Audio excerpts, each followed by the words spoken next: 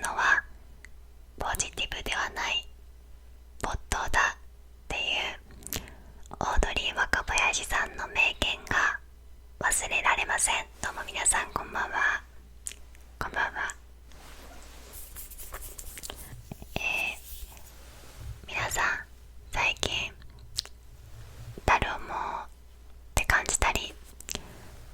ストレスを感じることはありませんか？今日の世界一眠たくなる授業はこちらの眠れなくなるほど面白いストレスの話という結城優さん監修の本をもとにストレスについて学んでいきたいと思います。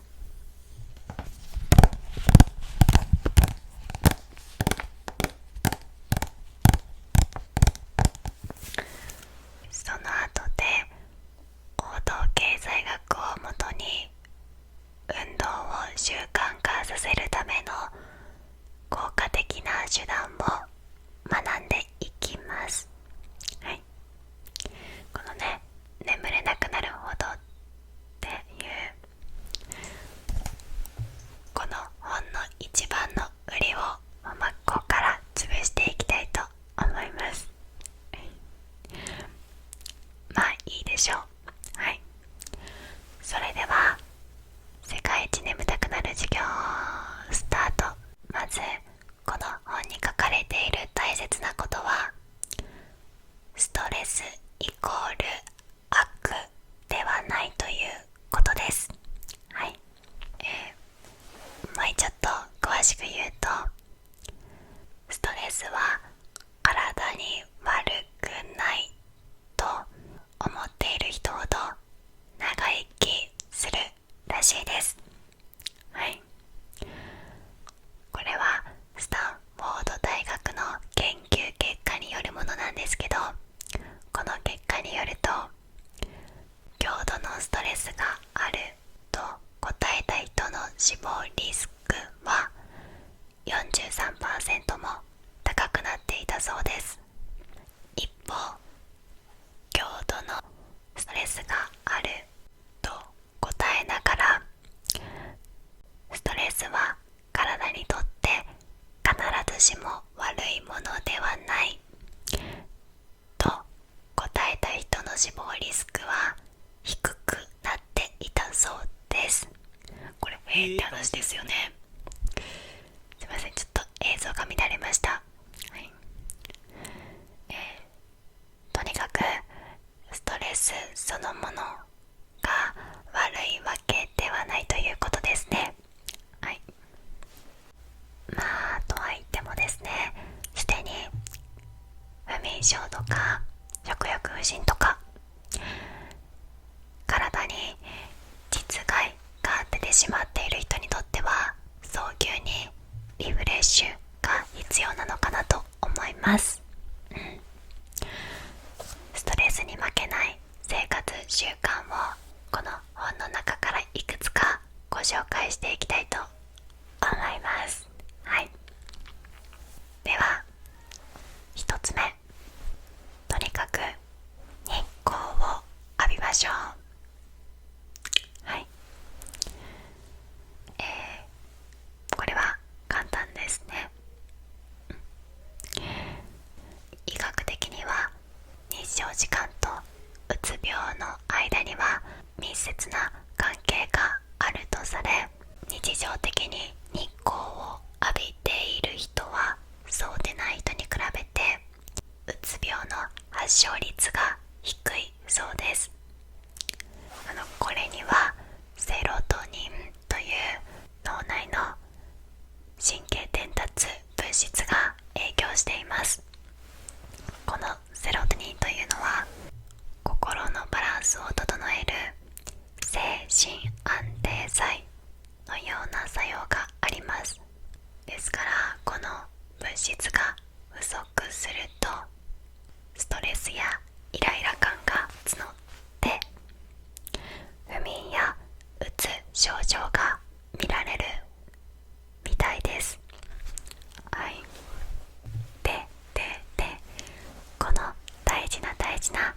セロトニンちゃんを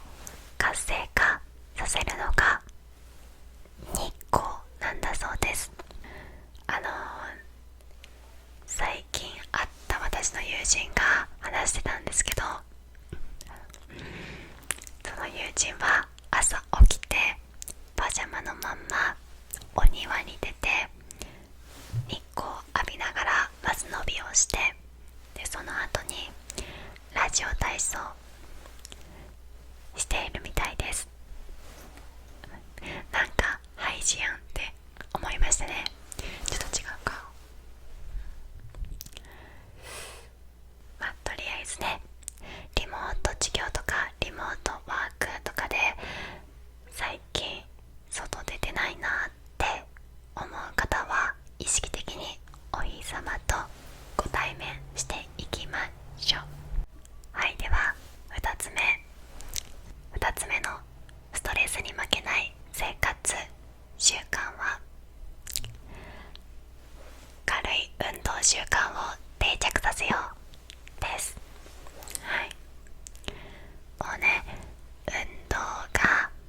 体にも心にもいい影響を与えることはもう皆さん十分ご存知だと思います。では実際どのくらい効果的なものなんでしょうか。うつ病に関する運動療法の著名な研究者であるジェームズ・ブルメンタールさんによれば、16週間運動療法を受けたうつ病の患者は抗うつ薬を服用した患者のグループと同等の治療効果があるそうです。うわおって感じですね。はい、すごい。この運動はハードなものではなくてライトなもの。ストレッチとか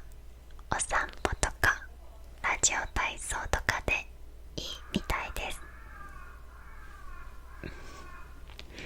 ラジオ体操とかでいいみたいです。はい。でもね、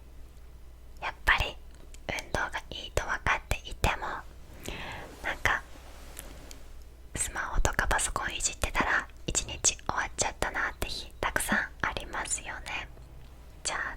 どうしたら運動を習慣化させられるのか。ここで登場するのがみんな大好き行動経済学です。はい、人には無意識のうちに将来の利益よりも目先の利益を過大評価してしまうというバイアスがかかっています。ここで言うと、運動することよりもとりあえずコロコロして SNS をいじるということを優先してしまうみたいな感じです。はい、これを解決するにはどうしたらいいのか。はい、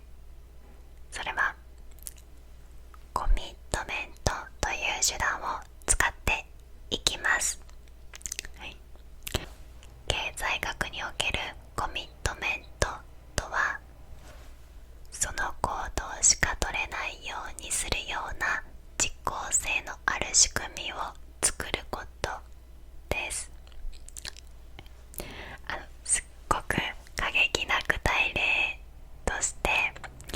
スペイン軍を率いたエルナン・コルテス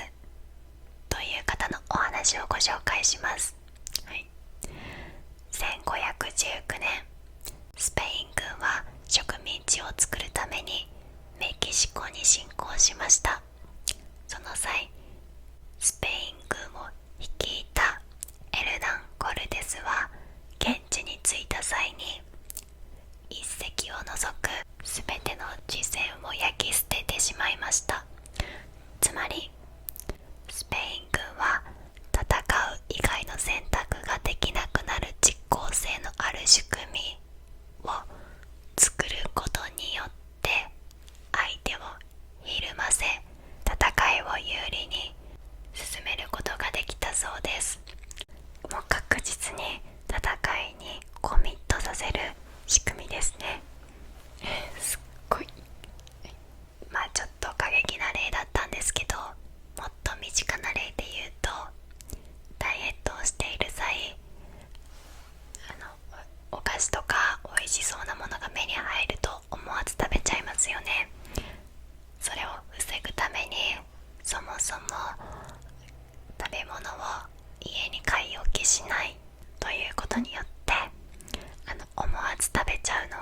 防ぐ仕組みをコミットメントと言います。では、運動習慣を身につけるためのコミットメント手段をいくつかご提案いたします。はい。ではまず1つ目、目標を周囲の人に宣言するです。はい。例えば、1日30分散歩をするとかストレッチをするなど具体的な目標を定めて、それを、家族とか友人とかに宣言しておきましょう。さらにね、コミットさせるためにその自分がやった証拠をこれから毎日 Twitter やインスタで投稿していきますみたいなのをね、宣言するのもすごく効果的だと思います。人に見られているなど他者の存在を意識することで自分に対して目標達成へのプレッシャーをかけていきましょう。はい。では2つ目、運動仲間を作るです。例えば仲間がね、今日20分走ったよって言っていたら、それが基準、つまり行動経済学でいう3焦点となって、自分も少なくとも20分は運動しようと思えるようになると思います。はい。では3つ目、思い切ってパーソナルジムにお金を落とすです。はい。自分のね、血と汗を流して稼いだ大切なお金をもう先に払ってしまえば、もうそこからはジムに行って運動しなければひたすらにね、損に感じてしまうじゃないですか。ですので、思い切って支払ってしまうのも一つの手段かなと思います。はい、はい、その他ね、あと3つほど運動を習慣化させるコミットメント手段をご提案させていただくのですが、ここからは、私の独自の提案となりますので、気になる方はぜひゾワで続きをお楽しみください。はい。もしね、皆さんの中にも思わず運動したくなるようないいアイデアがありましたら、コメント欄で教えてください。またね、今日提案させていただいたコミットメント手段の中でちょっとでもええやんって思えるのがあったら、皆さんの生活の中に取り入れてみてください。はい、はい、以上、今回はストレスイコール悪ではないということ、日光を浴びることの効果、運動の効果と運動を習慣化させるためのコミットメント手段について見てきました。いかがでしたでしょうか。一応ね、私の中では、運動がメインテーマだったので、今日はキャップなんかもかぶっちゃってスポーティーなイメージで撮っております。はい。私多分ね、キャップを買ったのが初めてかもしれない。多分ね、